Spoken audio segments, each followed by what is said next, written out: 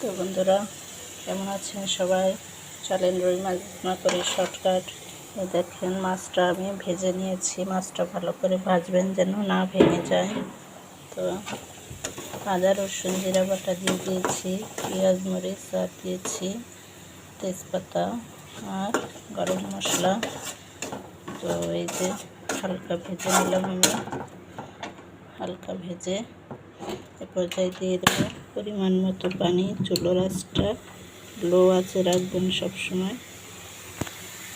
তো এই যে পরিমাণ মতো পানি, যেহেতু মাছটা আমার ভুনা সেহেতু যতটুকু ঝোল রাখবো ঠিক ততটুকু পানি দেবেন।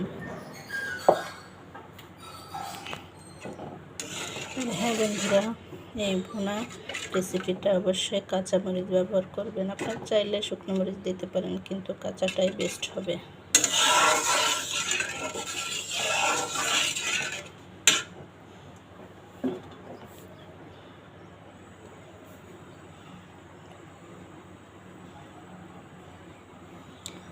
তো যখন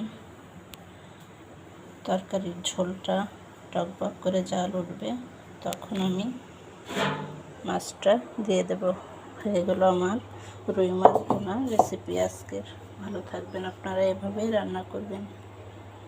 আর হ্যাঁ, আমার চ্যানেলটি সাবস্ক্রাইব করবেন, লাইক শেয়ার দিয়ে পাশে থাকবেন নতুন ভিডিও পাওয়ার জন্য।